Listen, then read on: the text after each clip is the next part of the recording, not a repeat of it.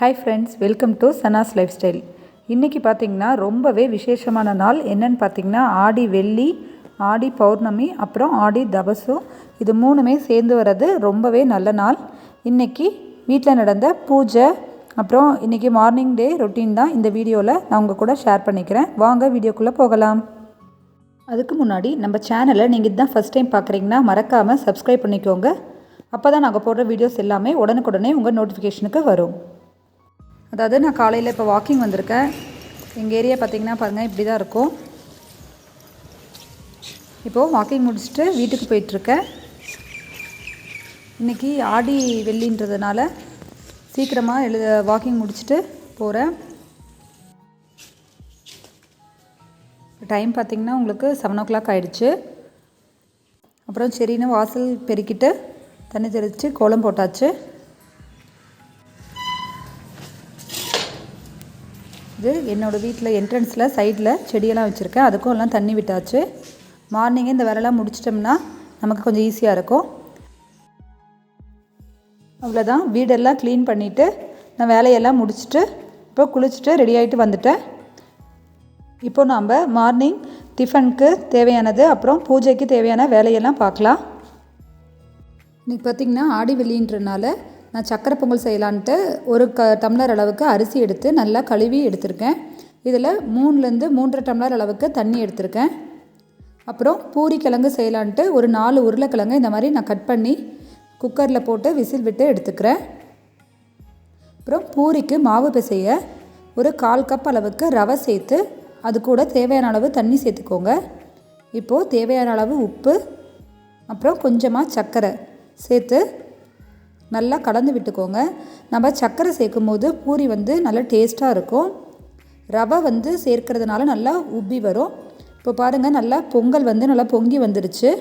இப்போது பூஜைக்கு தேவையான பூவெல்லாம் நம்ம கட் பண்ணி எடுத்து வச்சுக்கலாம். இப்போ பாருங்கள், ஊறின ரவையோட நம்ம தேவையான அளவு கோதுமை மாவு சேர்த்து நல்லா இந்த மாதிரி கொஞ்சம் டைட்டாக பிசைஞ்சிக்கணும். நம்ம சப்பாத்திக்குனா சாஃப்டாக பிசையணும், ஆனால் பூரிக்கு கொஞ்சம் நீங்கள் டைட்டாக பிசைஞ்சால் தான் நல்லாயிருக்கும். அப்புறம் சக்கரை பொங்கலுக்கு பார்த்திங்கன்னா நான் வெல்லத்தை பாகு காய்ச்சி வச்சுக்கிறேன். உருளைக்கிழங்கையும் உரிச்சிக்கலாம். இப்போ பாருங்கள், சக்கரை பொங்கலில் இருக்க தண்ணியெல்லாம் நல்லா சுண்டி உங்களுக்கு பொங்கல் நல்லா வெந்துருச்சு. இப்போ நம்ம காய்ச்சி வச்சுருக்க வெல்லத்தை இந்த மாதிரி ஃபில்டர் பண்ணி சேர்த்துக்கலாம். இப்படி சேர்க்கறதுனால வெல்லத்தில் மண் இருந்தாலும் உங்களுக்கு சேராது. பாருங்கள் எவ்வளோ குப்பை மண் இருக்குன்ட்டு. இந்த மாதிரி நல்லா கலந்து விட்டுக்கோங்க. இப்போ நம்ம ஏலக்காய் தூள் சேர்த்துக்கலாம். அப்புறம் தாளிக்க கொஞ்சமாக நெய் சேர்த்துட்டு முந்திரி, அப்புறம் திராட்சை சேர்த்து நல்லா வதக்கி இதை பொங்கலில் நம்ம சேர்த்துடலாம். உங்களுக்கு ஏலக்காய் தூள் பதில் நீங்கள் ஏலக்காவும் தட்டி போட்டுக்கோங்க. பாருங்கள், இந்த மாதிரி நல்லா கலந்து விட்டுக்கோங்க. உங்களுக்கு இந்த கன்சிஸ்டன்சி தான் கரெக்டாக இருக்கும். ஆறுனாலும் சாப்பிட நல்லாயிருக்கும். இப்போது நான் பூரி கிழங்குக்கு வெங்காயம், தக்காளி, பச்சை மிளகாய் சேர்த்து நல்லா கொஞ்சம் தண்ணி விட்டு கொதிக்க வச்சிட்ருக்கேன். இப்போது ஃபைனலாக கொஞ்சமாக கடல மாவை நான் தண்ணியில் கரைச்சி இதில் சேர்க்க போகிறேன். இப்போது நம்ம பூரியை சுட்டு எடுத்துடலாம். பாருங்கள், இந்த மாதிரி நான் மாவு பிசையும் போது பூரி நல்லா உப்பி வரும்.